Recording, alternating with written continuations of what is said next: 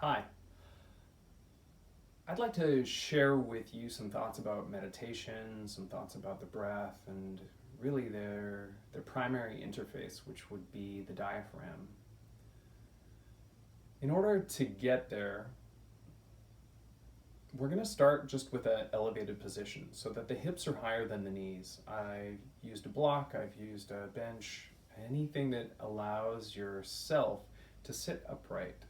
You can't really see it from this angle, but what I've done by elevating my hips is allowed my spine to find a neutrality so that as I'm upright and spacious, my diaphragm has the most space to move both up and down.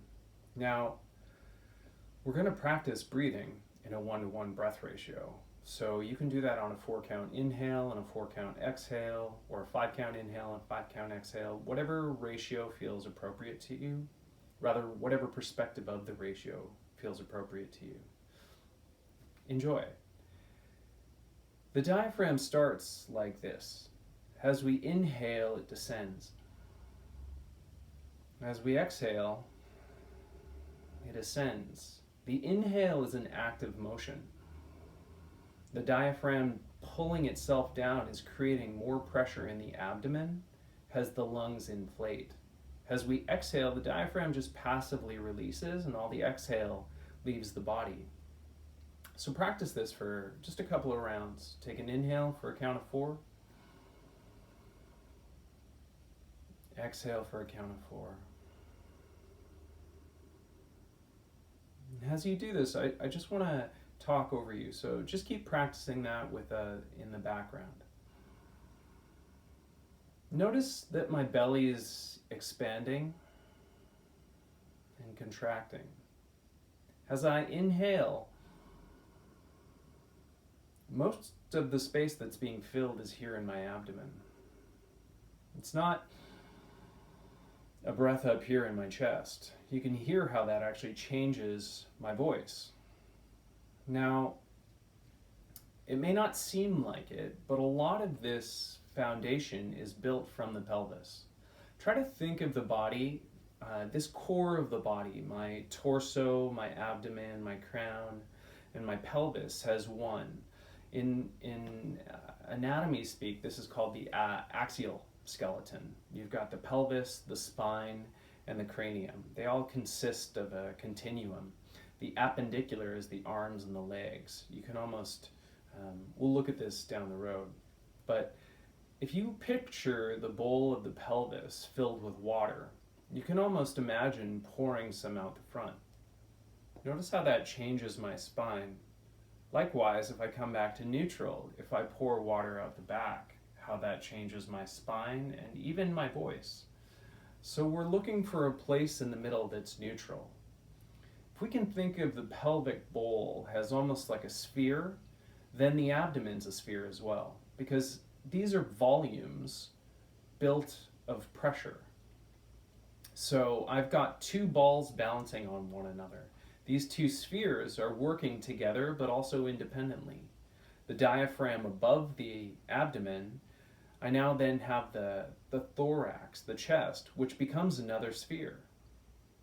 The throat, the cervical spine, and the cranium complete these 5 spheres.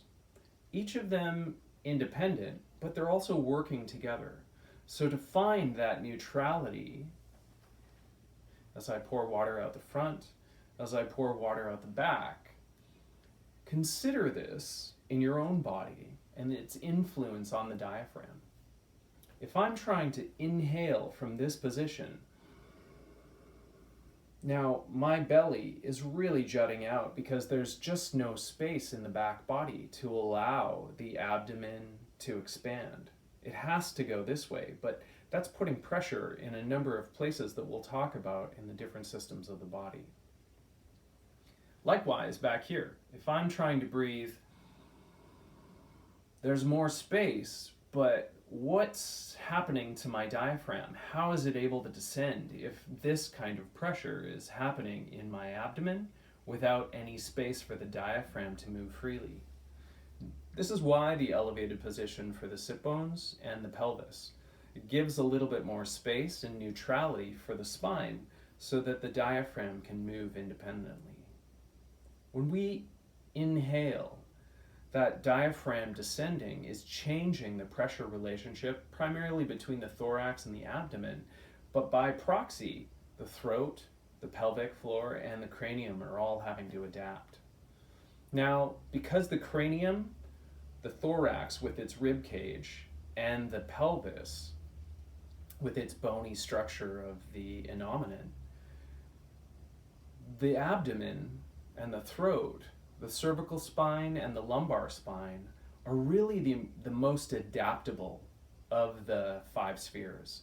Those are the 2 areas of the body where we're able to adjust based on the requirements or the rigidities of the other spaces. So the practice, as we're changing this breath, is really about observing the diaphragm and what that global influence can have throughout the whole of the form. So as you practice from the breath, the 1-to-1 breath ratio, see if you can explore expanding to a 5-to-5, to a 6-to-6, 7-to-7, 8-to-8, and what's happening to your nervous system? Are you finding any greater sense of calm? Is there a sensibility to your body relaxing around the structure of the diaphragm? And how can you be observant with that relationship of the 5 spheres? We'll explore more of this and some other diaphragms and the way that all of these things relate into the whole of your being in our course. Enjoy yourself.